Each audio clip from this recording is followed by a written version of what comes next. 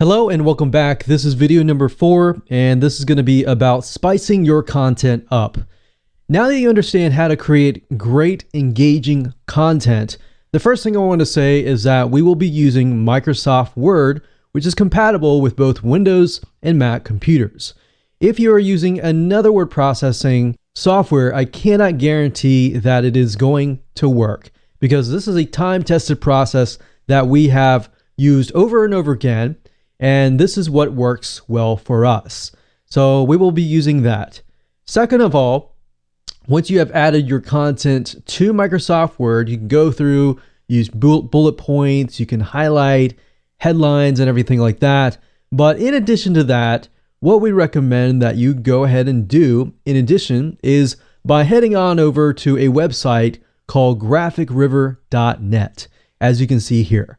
Graphicriver.net is a marketplace that is filled with tons and tons of professional items like stationery designs, design templates that you can easily pick and choose, find the one that fits you and perhaps fits your audience most importantly, and make sure that you use it to your advantage. And this is what is going to help you stand out from everybody else who has plain content.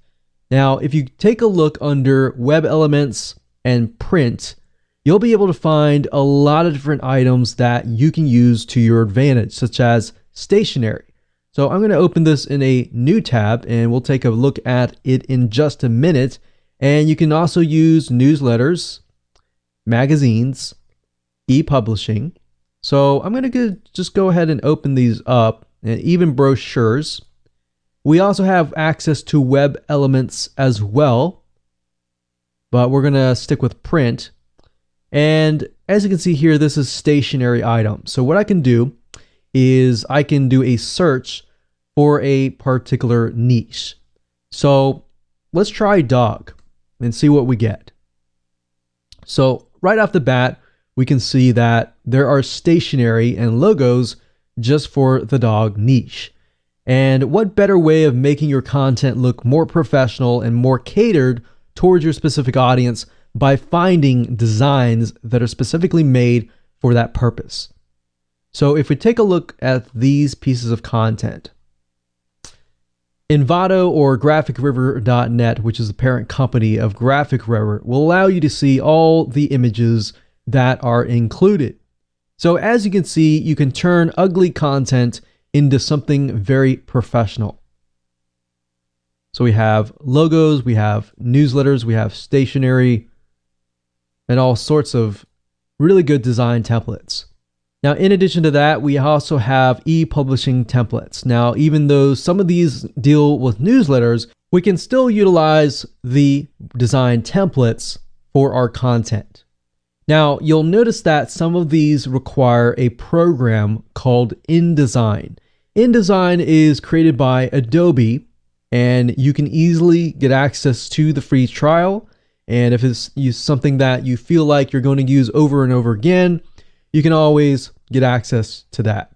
Now, Adobe has something called Creative Cloud, which allows you to pay anywhere from $9 to $48 per month to get access to a huge suite of software tools without having to really dish out $400 or $500 or even $1,000 what it used to cost for every single one of these softwares. Now, to do that, what you can do is head on over to google.com and type in InDesign free trial, because sometimes the URL changes. So what you can do is go up to the top here, click download a free trial of Adobe InDesign, which will allow you to edit the design templates. As you can see here, some of them will require Photoshop. And of course, last but not least, if you do not want to download this software and you want somebody else to do it for you, you can always head on over to a website called Fiverr.com. And as you can see here, that is Fiverr.com, and you can simply type in InDesign, and you'll find a variety of people who are InDesign experts or even Adobe Photoshop experts. And you can simply hand the template to them, hand the content to them, And for $5 or even 10 or sometimes 20 max, you can get these designers to simply edit your content within InDesign and get it to work right away. Now, keep in mind that if you use something like InDesign to create your content, then you'll need to use part number 2, conversion tactic. If you use something like Microsoft Word, then you can use the WinZip, which is going to be part 1 of the PDF conversion video. So now that you know how to spice things up, with that said, let's move on to the next video.